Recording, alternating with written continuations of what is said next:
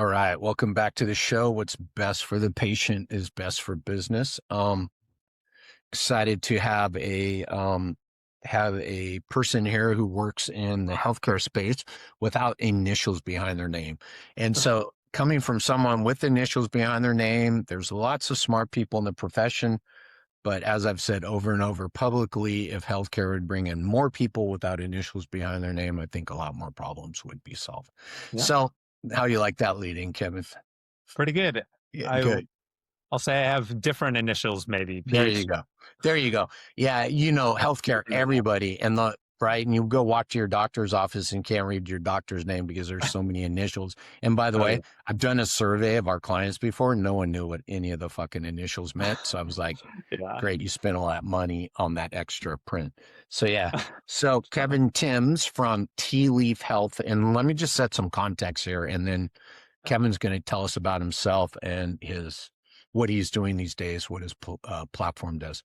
I used to start most of these shows with we met on Twitter, and there was a great run on Twitter, and I met so many people and people I've currently doing business with and or created something with. But now the lead in more is I met on LinkedIn. Mhm. And Kevin and I met on LinkedIn, and I'm not sure if I think I reached out to you. I'm gonna go out and Yeah, say, yeah. sure. And I saw some of your posts, and I saw probably a post that said something about patient engagement, maybe some lead generation. And I clicked in and I said, I want to talk to Kevin. And we got on a call. And 30 minutes later, I was like, we got to get on a podcast and talk about what you're doing. So, Tealeaf Health, Kevin Timms, I'm going to let you take it from here, my friend. Yeah, sure. So happy to be here. My story, I'll say, with the PhD a little bit, starts basically right after undergrad. And so by now, I've been a data scientist in healthcare for almost 20 years. I've studied billions of claims, tens of millions of medical records, tens of millions of surveys and notes. And for about 3 years, I've been founder and CEO of Tealeaf Health. And, you know, our first pitch for how we actually help is that we help clinical trials in particular use trust building as a way to recruit higher quality patient leads into their trial. Pretty much every clinical trial in the world is bad at recruiting effectively, cost effectively, on time. And we're trying to bring a new perspective to that.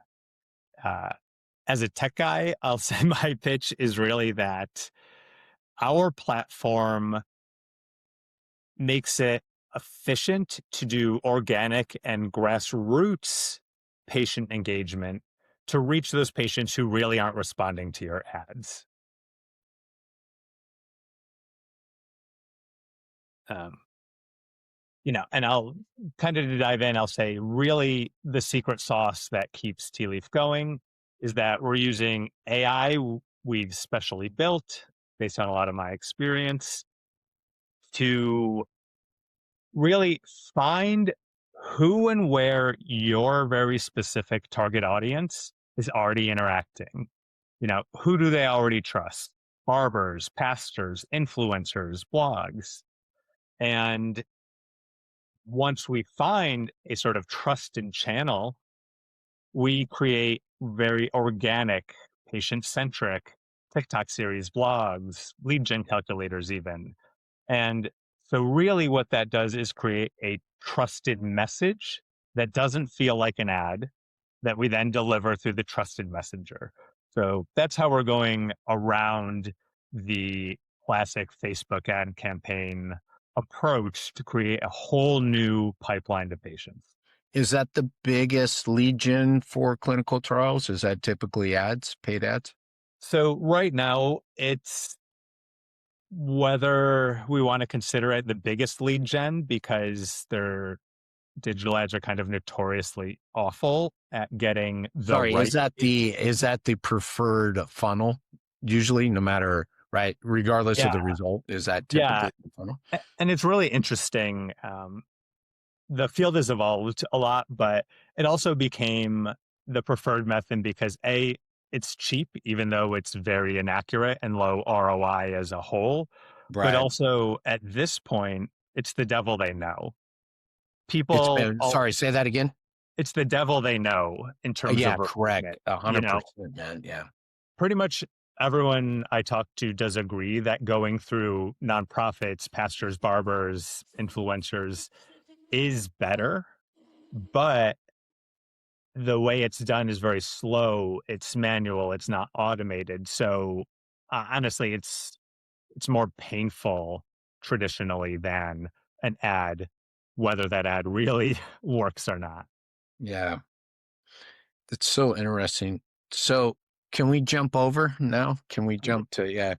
So, it's interesting because probably anybody listening to this point is going, "I'm not into clinical trials, and Yeah. I don't know why Jerry brought Kevin on." And I'm gonna say, though, so I talked to Kevin, and the more I reflected back on our conversation, it was just 30 minutes, because then later, I don't remember what, somewhere, somehow, I was on a webinar or something, listening to a conversation about attracting people for clinical trials. Mhm. And I went, wait a minute. These conversations are starting to sound a lot like lead generation Mhm. for a physical therapy practice. And this is the conversation we had. And this is where I want to flip it. And we're what? We're about 6 minutes in, 5 minutes in. Mhm. Yet I wanted people to hear the basis of your platform, because even when I went there, I was like, wait a minute, because I'm looking at your LinkedIn stuff, I'm reading your bio, I'm reading your posts, I'm like, wow, he's doing. And by the way, I'm sitting there going, he's doing organic lead gen for Mhm. healthcare practices. And then Yeah. I went to the website, and then I see clinical trials, and I was like, well, this is different. And then I went, now mind you, it took me about a week, but I was like, no, it's not. It's the same. And then you walked me through the platform, and I'm like, it just seems like you got to change a little terminology here, and you're pretty much searching for leads for a physical therapy practice. And it's Yeah. interesting, right? So you said it all. The devil they know, right? It's Mhm. slow. It's the ROI is. It's funny. Isn't that Mhm. funny? The ROI you could say is greater because the spend is so low, but damn, the time and energy invested. Yeah. Um, I got a front desk sales company, and we do some sales for not setting sales for some people in PT running Facebook ads right now. And it Mhm. is a fucking waste of time, man. It is Yeah. just a waste of time. And that's all they Yeah. know. And so they keep trying to tweak my sales process. And I'm like, no, no, no. This Yeah. ain't a sales problem, right? And Yeah. we are notorious, and it sounds like clinical trials, so I'm going to say healthcare. We're notorious for always wanting more. I need more leads. I'm like, no, you don't. You need better leads. And that's what you're Yeah. talking about, Kevin. You're talking Mhm. about better leads here, correct? Yeah. And what you're saying is exactly what I hear all the time in trials Yeah, see? Yeah, it's just, is the phrase I've heard, I don't know, once a week for years is I need more of the right patients. yeah, And, you know, I started in trials because the right patient, so that alone is a complex problem with yeah, eligibility criteria and stuff, yeah, but it is the same with trying to interact with any patients. yeah, And e- something very intuitive is that like the right patients for a practice are, the table stakes of that is, do they have the condition that you're a specialist for, or do they need you at that time, that kind of thing. yeah. But 100%, by the way. whereas, Mhm. 100%. Right, Oh yeah, right patient, right place, right time, right? yeah. The other part of that, though, that people think about less, and which is why ads or where ads start to break down, is the right patient is also somebody who's ready to work with you, Yeah, correct. regardless of whether they need you now or not. And that's where like the quality breakdown works in, is like with trials too, but also when I talk to digital health clinics and telehealth and things, um, it's about not the total number of leads. The marketing person likes a high total number of leads, but it's that conversion rate. Yeah, And all of that really drives to what I'm trying, where, okay, A, you need a complementary outreach channel. So we're not always replacing digital ads, but complementing them. And a channel where you are reaching patients with a message they trust, with a message that is building a relationship. and delivering it through someone they already trust. All of that really leads you to better quality patients because they're empowered with believing what you're going to say. They're empowered with the fact that they already trust you as a credible expert. And so that's really how we end up getting that high quality lead part. I'm going to go into two things here, but I want to go back Yeah. to one thing you said. You said you're not replacing digital ads, yet are you improving the quality? Are you helping them write better ads? Yeah, actually, so I say I'm not replacing digital ads partially because that just fits, you know, um, fits a lot of practices. Uh, but part of what I talk about with like a trusted message is our analytics and AI understands exactly what your very narrow target population cares about. How do they talk about their health and their needs? And so we craft things oftentimes like educational TikTok series, blogs, etc. Yeah, that's where I was going to go next. So real quick, that's where I was Yeah, going to go go. next.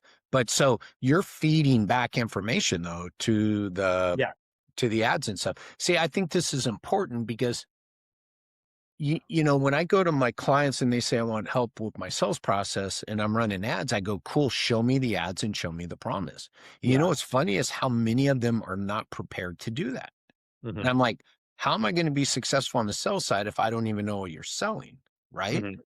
Because the ad could be selling, right? Oh, we do fit, again, we do physical therapy, but that's not what the ad's selling, right? Hmm. So there's that. And then I want to go in, but you're doing, this way you're building trust, you're building out things that people can see that is Hmm. going to actually increase authority and Yeah, increase things like that, right? And go into that now, if you don't mind. yeah. So, um, you know, if you basically, the trend is ads are getting worse and worse, especially with so-called AI slop, and anyone can make an ad campaign now pretty quickly. Um, so what you really need is a fundamentally different message that doesn't feel like an ad. That's what organic marketing is. That's what a lot of like brand collabs on Instagram and stuff you see are trying to Right, do. right. They're actually more brand collab that we see all the time. Um, even things like Selena Gomez flavored Oreos, whatever that means. Like that is the trusted messenger part. Right, right, But right. a trusted message is one that doesn't feel like an ad. You know, Even you, more so, right. Yeah, yeah, yeah, yeah.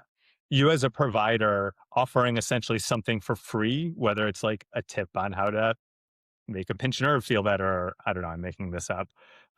You offering that for free is demonstrating your credibility and it's putting a face on what you're offering. So that's how the relationship building comes in. You know, text and an AI image that's just trying to clearly sell you things and make me pay you money is not going to be compelling in a way that you demonstrating that you're an authority, that you're someone I can trust, and that you can offer me something valuable to me. That's just like a different paradigm of psychology, behavior change, um, and lead generation. Yeah, I love this idea because what you're explaining to me as a 59-year-old who's been around the block a lot of that predates a lot of most anything I talk about these days is this sounds like a nurture campaign, right? Which is kind of Mhm, cool. And it moves, and I love this mhm, because a big part of my work that I do in this patient engagement world and getting people on the schedule that are prepared to arrive, pay, and stay is mhm, talking to marketing. What's the marketing doing? Okay, we have to know the message. So everything needs to be a continuation of a conversation, right? mhm, And then a lot of what you're talking about, I build in after people are on the schedule mhm, to increase everything you said, trust, authority, mhm, um, decrease risk, decrease fear, doubt, and uncertainty, all the things that can prevent a sell. So I mhm. love this idea. And then, right, a nurture program could be someone that signed up for something, Yeah, um, but now they're just seeing these. But I love this active this active process of a marketing campaign that builds what I call, I don't know another word for it, but I believe it is. You're calling it trust building. I'm nurturing and trust building are the same thing. Mhm. You're doing this earlier as part of the marketing before there's even possibly a sales conversation or a need, right? Yep. Or an ask for the sell or anything. Yeah, I Mhm. like this a lot, right? And you're building, again, you're building authority, you're building expertise, you're building trust, you're decreasing fear, doubt, and uncertainty Mhm. through a campaign, by the way, that you don't even know people potentially are clicking on or watching at the time. Yeah. Yeah. And that's part of why we use an algorithmic approach, besides the fact that I'm a data guy, is, I love you it. know, that organic campaign, you have to craft it very carefully because you have like multiple basically hurdles to overcome. Yeah. You need to make sure you're building that credibility, that trust. So your message has to feel like that and offer the value that is worthy of building trust in a relationship. But also, our algorithms account for the fact that Instagram, TikTok, LinkedIn, all those algorithms have changed dramatically in the last quarter, even again, or unsurprisingly, like thanks to AI, for better or worse, such that you need to make sure that message is crafted in a way that exploits the algorithm and will get you in front of more of the right eyes. Yeah. Um, yeah, those are really the two key parts of making this effective. There is another part, like you were speaking to, of like larger trust building and a call versus a call to action. So, Right. like, uh, the call to action is where our algorithms be very careful about like making it not feel like an ad, but still having the link, having the well, usually links, I'll say, having the link, having that lead gen form built in, whatever, like having that on there. So they're still going to become an active lead for you. But again, balancing that with the whole, this shouldn't feel like an ad idea. So how long have you guys been around? 4 years, you said? Yeah. So 4 years is when I started building out our team and things like that.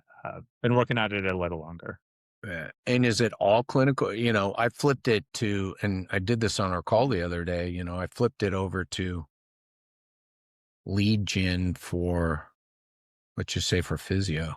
Mhm. Um, are you doing any lead gen for healthcare? Or are you moving that way? Have you guys talked about that? I'm just curious Yeah. because I don't know the clinical trial side. I don't know what the Mhm. money looks like. I don't know what the sales cycle looks like. I don't know what all that Mhm. looks like. But I'm just curious, are you doing lead gen for healthcare practices?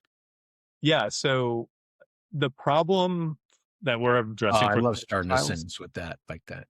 The Oh, problem sorry. is, yeah. Uh, No, I think that's great. I like, always love doing that. Well, the problem yeah. with that is, right? Well, sorry, that not the problem with that is, but the problem we're solving for clinical trials is the same. It's narrow target population, needle in a haystack, basically, being able to activate someone, because activation is not awareness, and that it's health related, which comes with a lot of, for better or worse, let's just call it baggage, and assumptions and things. Um, Those are very much true for trials, but we're also working with organizations who are more about like just pure education, public health campaigns for Oh, vaccine. interesting. Yeah. And just getting the Um, message out, right? yeah, we're doing it for telehealth companies who are trying to reach a very specific population who wants and can benefit from telehealth, Yeah, right. but who maybe don't go to that themselves first in their mind. And we're getting more into talking to different types of practices. Um, you know, a lot of places, different people are talking about this is in like med spas Yeah. and elective cash pay things like fertility clinics, which we're also going into. But By the way, really, I've yeah. worked with both of those just for Oh, yeah. context. So yeah, Yeah, so exactly. And like it fits those well because it's niche. There's a lot of misunderstanding, misawareness, and hesitancy to activate.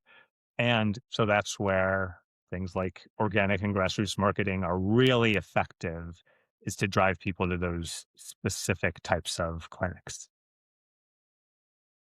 um tell me more about the telehealth side. So what is So you've got telehealth platforms. So because this sounds interesting. Mhm. So my brain goes to wait, a telehealth platform for what? Yeah. So, I mean, a lot of telehealth platforms, like the trend right now of emerging players is uh, virtual clinics for blank, where blank is something very niche. So, something we're helping out is basically a virtual clinic or Okay. patient navigation program for assisted reproduction. So, Okay. basically, people Okay. going through fertility clinics. Okay. Okay. Yeah, and that's what I was curious. And I get the blank part, but I was thinking you're just pitching telehealth. And I'm like, but wait a minute, they got to be looking for a solution, then find out there's the telehealth side of it. Yes, Yeah. maybe. Well, so telehealth broadly is an interesting one. Even ones like Teledoc or something, who's not necessarily trying to be hyper specific on a disease or population. Um, they are looking for a narrow population in a different way. And it's that readiness narrowness of who has not used telehealth, probably hasn't been comfortable with it, isn't familiar with it. They need to target the population of people who are ready to use it, even though they're not. So it's another way to define narrow population that they're going after. Interesting. That's interesting. Hmm. Yeah, it's interesting, right? So I never claimed to be a marketing guy. I claim to Mhm, be a sales guy, but obviously understanding marketing and what people doing on the marketing side is interesting mhm, because I see telehealth as something that everybody needs to incorporate and be mhm. ready to move someone to. So Yeah. it'd be interesting. And tell me if I'm wrong here. And you tell me if I'm wrong in your context, whatever. Because I want to go back because you're one of the first people to bring this up before me. You said it, right person, right place, right time. And Yeah. that's where we're heading in healthcare. So I want to take a step back and look at the bigger and where my world Mhm. in my head goes. That's right. So if you call, let's just stay with the musculoskeletal side Sure. because depending on what you look at, musculoskeletal is like the second or third biggest spend in all of healthcare, right? Mhm, So there's a solution that needs to be had there, and I want to be a part of that solution. So you have low back pain.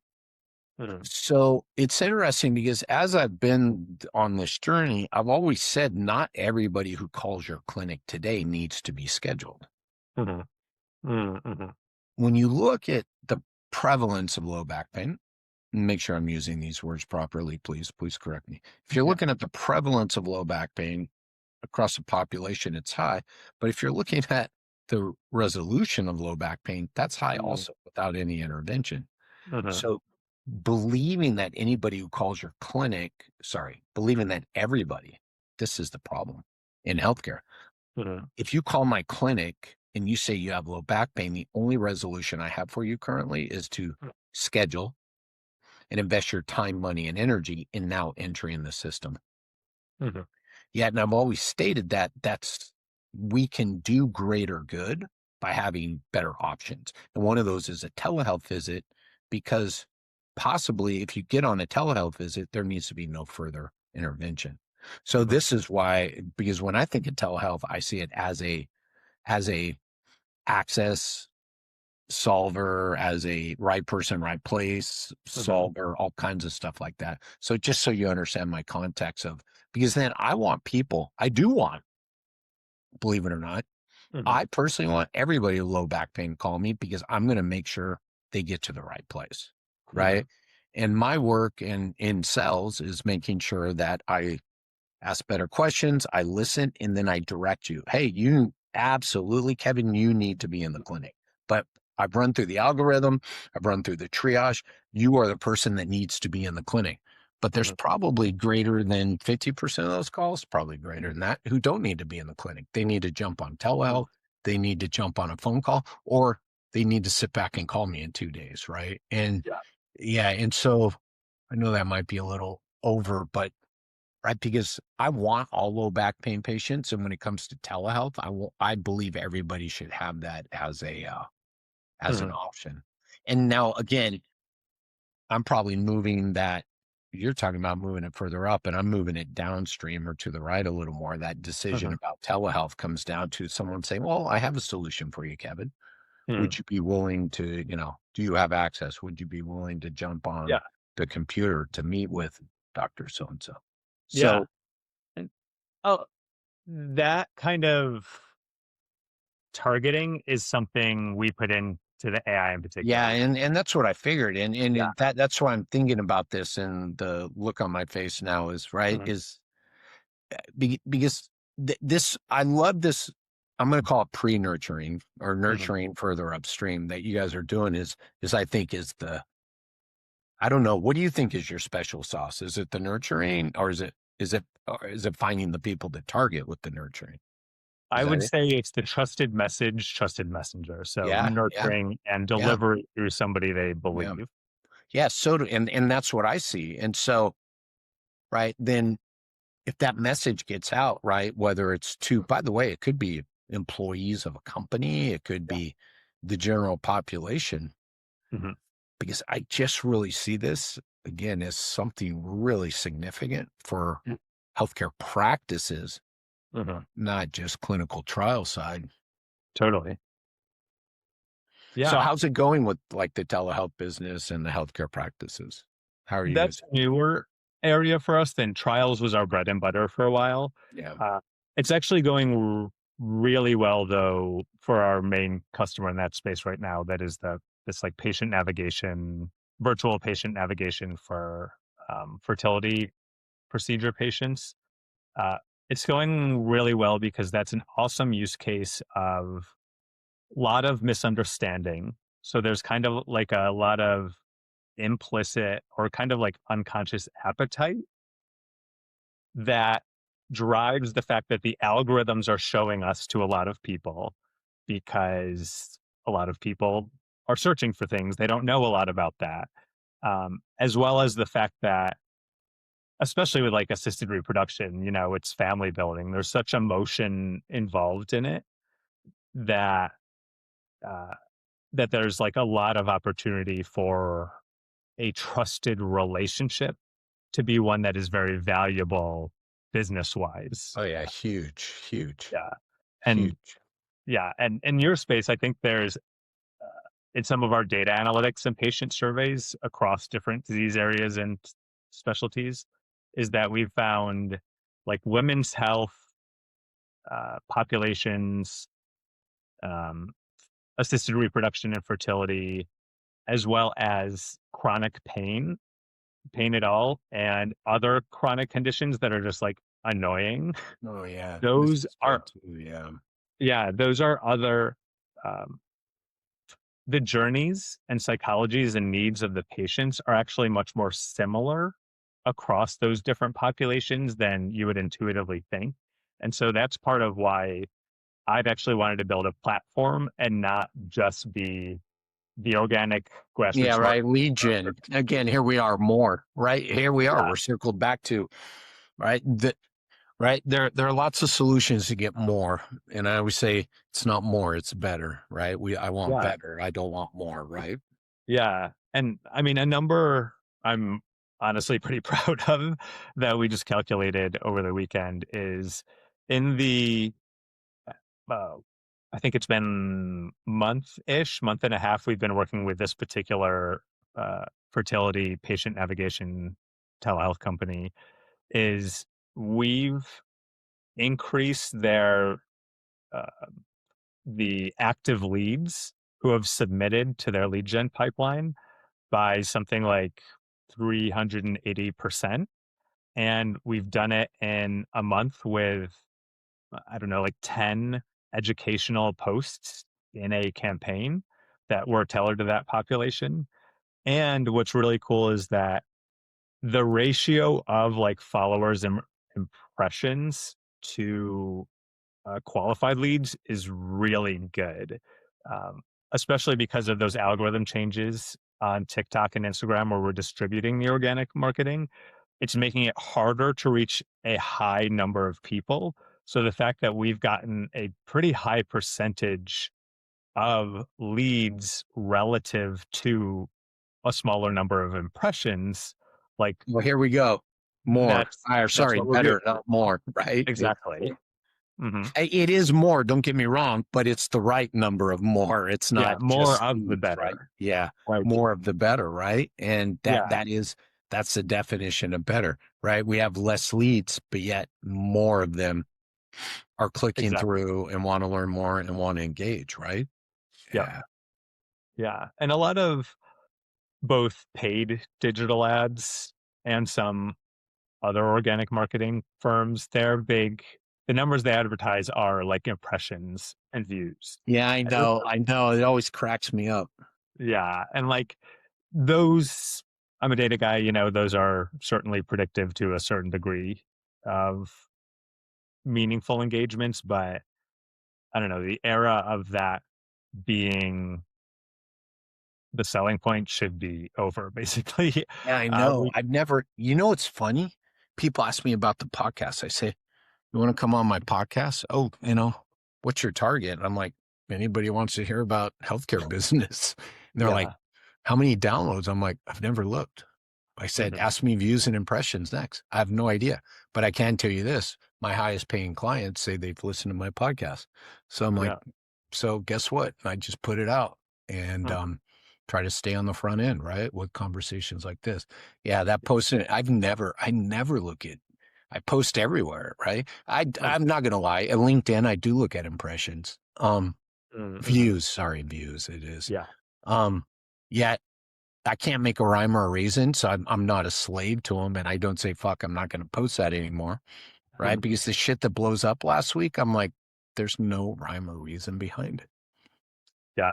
It's Yeah. very unpredictable, which is, again, not to keep tooting our own horn, but like part of why I designed a tech driven platform that doesn't just create the content and messaging, Right. but lets you distribute it in a very organically and casting a broader Yeah. net is because of that. It's like, So let me back this up real quick, Kevin. sure. So your goal is to put out content Mhm. to get people to engage with it so then that they will then be in the nurture system? I say nurture, sorry. In So the yeah, funnel? In the funnel.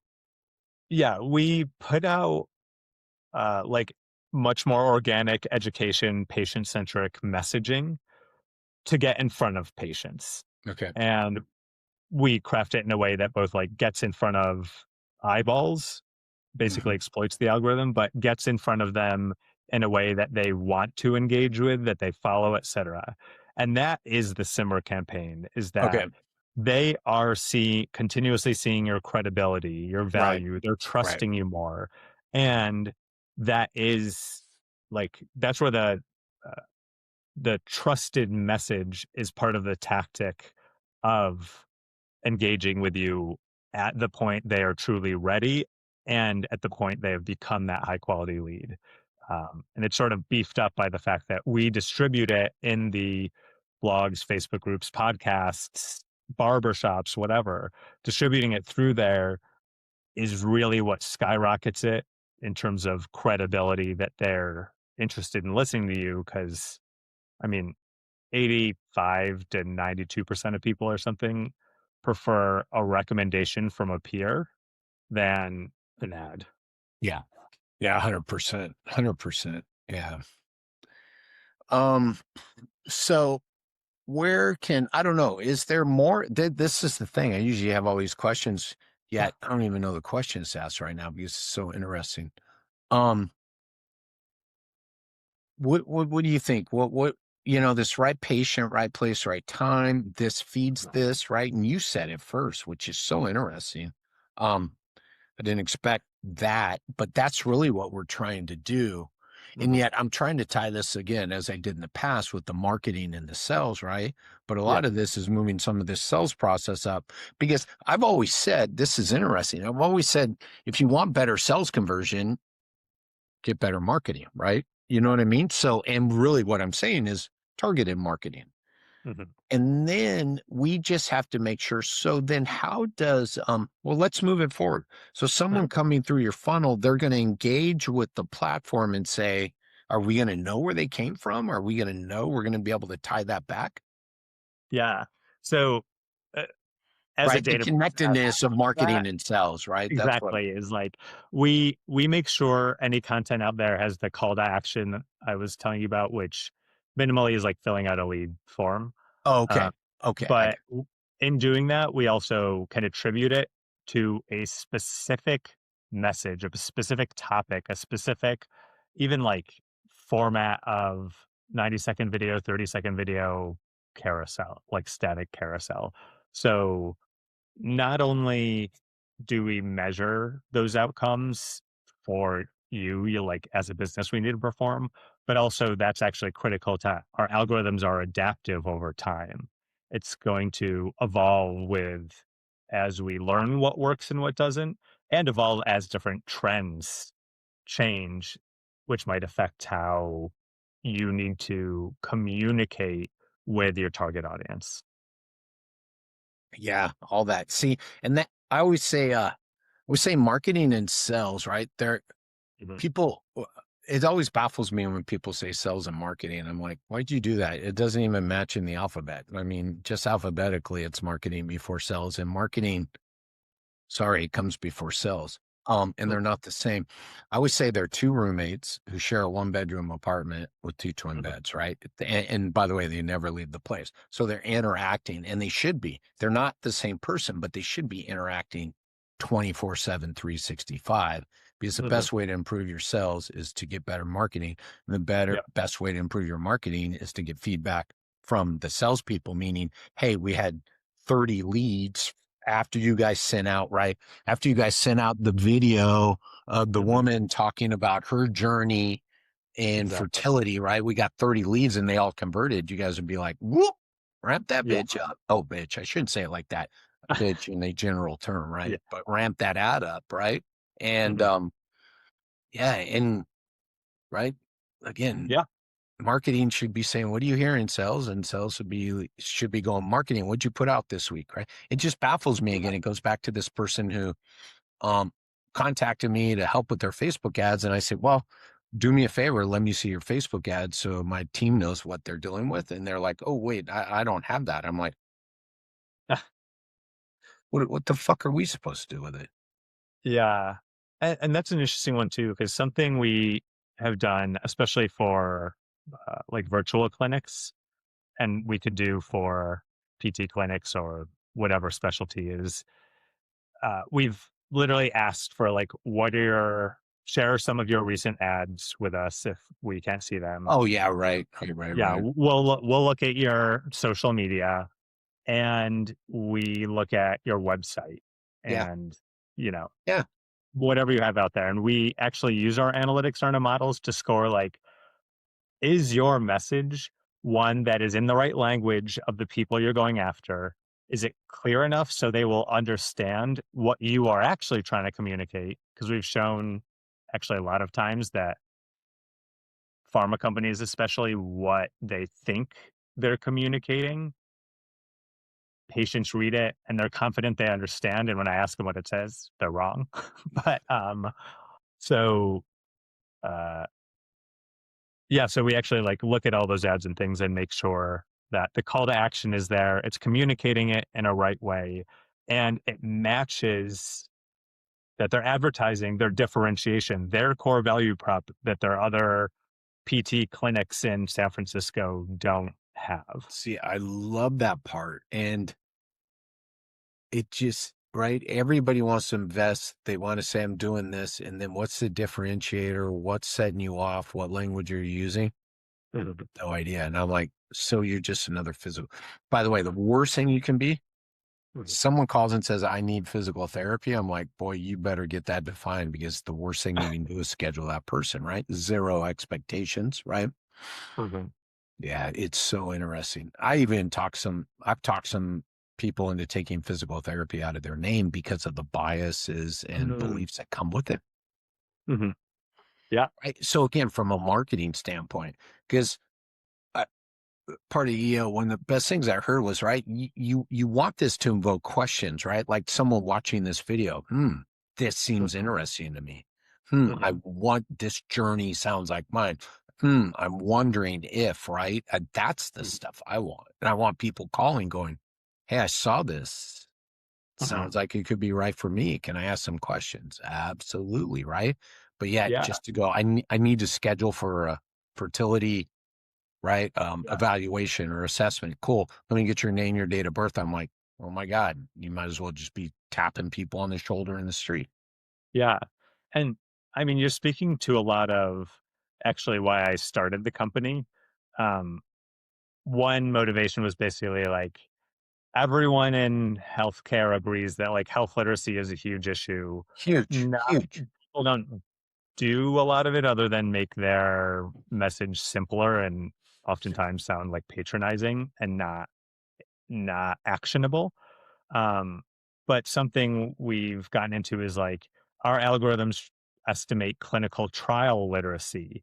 Why would you ever participate? Why do other people do? Especially if you're old and you're not going to get the drug, what's the point? And so we try to measure that and model it. And there's the same thing here that you're speaking to right Yeah, now is like right. That's exactly what I e was speaking, literacy. right? We just, Yeah. yeah, Why would I use it? Will it help me? right. Can I see myself in it? And all Yeah. of that really goes to why we have to craft a message that is very targeted. See, I love this. I got to, again, this is work I'm trying to do on the sales side. So again, when I say, right, a good sales teams and improves your marketing, this is the stuff. If those boxes are checked and you get to me and I'm just qualifying and clarifying some of that, man, I'm telling you, it's better. That lead calling, there's no way anybody could argue with me that that is not the right lead. Now, do they schedule and arrive? The likelihood is increased, yes, but no, Mhm. nothing's 100%. But my God, I don't know of a front desk team that wouldn't take better qualified. And again, it could Yeah. be health literacy, it could be telehealth, it could be access, it could be all these things. This isn't a money they can pay me thing. This is, are they expecting, do they want what we have? Is it Yeah. something, right? All these questions. It's kind of all Mhm. these nebulous questions, but the more boxes we can check at these nebulous questions, the more certainty increases, right? Mhm. And by nebulous, I mean, what are you looking for? Does this sound right for you? Right. And you're like, that doesn't make sense. I'm like, yeah, but if you stack them all up and check them all together, it makes a lot of Mhm. sense. Yeah. Yeah. I mean, a lot of this is boiling down to qualified leads, but also like the readiness we talked about Yeah. or Yeah. And I activation. like that. And you said that earlier, and I wrote that down. I actually wrote ready and circled it because that's not a term. Ready, it sounds like, yeah, I have an injury, but it's more than that, right? Especially the Yeah. chronic pain people. Well, yeah, Mhm. but have they sought help? By the way, how much have they moved through Right. and failed, by the way? And I say failed with quotes, Mark, meaning did not serve them, right? Mhm. All of this stuff. So are they ready? Is this the solution they're looking for? Actually, see, it's funny. I have that baked into my sales process. After I tell you what's going to happen, I say, hey, Kevin, sorry, not Tim, Mr. Timms. Okay. I say, is this the solution you are looking for? And we Uh-huh. ask it, and I make them just sit in that because you just threw all this shit at them. I'm like, you got to give them time to process this, right? Mhm. And Yeah. we're moving this up. They're calling you going, hey, Jerry, just saw some of your stuff. You really look like the solution I'm looking for. I'm like, well, Mhm. fuck, the marketing's working, man. You just made my job. I'm still going to qualify you, but goddamn, you made my job a lot easier as a sales guy who's getting paid for conversions, by the way. Mhm. Yep. Exactly. Yeah. Yeah. I mean, part of why I use the term patient engagement instead of marketing is I think that's because, why we connected, by the way, on the front end. All of a yeah, sudden you use that term, and I'm like, hey, we got to talk. yeah, because to me, like uh, a subtle nuance probably to most people, but like engagement feels more like the relationship, which is uh, it's it's something that spans whatever stage of their journey on. Uh, their health journey or the journey through your pipeline between becoming aware and actually seeing you or even finishing as a patient. And so it's really like engagement is everywhere. Fits, it has its arm into everything from your business to their own patient journey. It's about longevity of that. And it all ties together and is directly causal. And there's feedback mechanisms basically everywhere. So that's really why I like engagement versus marketing as the term I lead with. It is marketing, but engagement is about building the relationship and managing that over time and over stages. And that's what organic and grassroots marketing is better at than an ad. I think we're going to cut it right there. I think that's perfect, man. I love Cool. that. I love that definition. It's, patient engagement gets overused and it's getting brutalized like a lot of Mhm. other words in healthcare. Like I refuse to say the Q word anymore in healthcare quality. Everybody does, right? Because it's lost its purpose. The term reimbursement is flipped on Mhm. its head. And Yeah. I refuse to use that word. It's like pay me for my service. Thank you, please. Mhm. Or please and thank you, sorry. And Yeah. so patient engagement had already getting in that phase. The way you broke it down, I'm like, right? And when I type it, I'm like, I got to define it. And I won't type it without defining it because people are just going to go, oh, yeah, the way Mhm. you talk to people. And I'm like, okay. And right. I have Right. to pull that stuff you just said. So I love it, Yeah. man. Yep. Where can people find you, Kevin? The best way to email me, or best way to get a hold of me is email Kevin at tealeafhealth.com, or I'm Kevin Timms on LinkedIn. Yeah. Yeah. And if you're on LinkedIn, follow Kevin because his content's good. And with this context, then the content becomes more valuable, as with everything with context. And then Yeah. it's Tea Leaf Health. Yep. Exactly. Cool. Like reading the tea leaves. Yeah, cool. Cool, cool, cool. Well, thank you very much for this conversation and indulging me because, again, as I told you, it was like, you shared with me about the clinical trials, and I was like, this sounds like marketing for healthcare practices, right? And this is even a better, deeper dive. And I love the way you define a lot of this. And I think this is good for a lot of people to hear and to know you exist and to start thinking differently about their marketing and how that fits here. I'm going to do this, how that fits into a patient engagement strategy. So Yeah. patient engagement is the umbrella. Marketing under that patient engagement umbrella has to be something like this. It can't be running Yeah. fucking old ads again and just doing the same old shit. So Yeah. cool. 100%. Awesome. Thank you very much. All right. Thanks.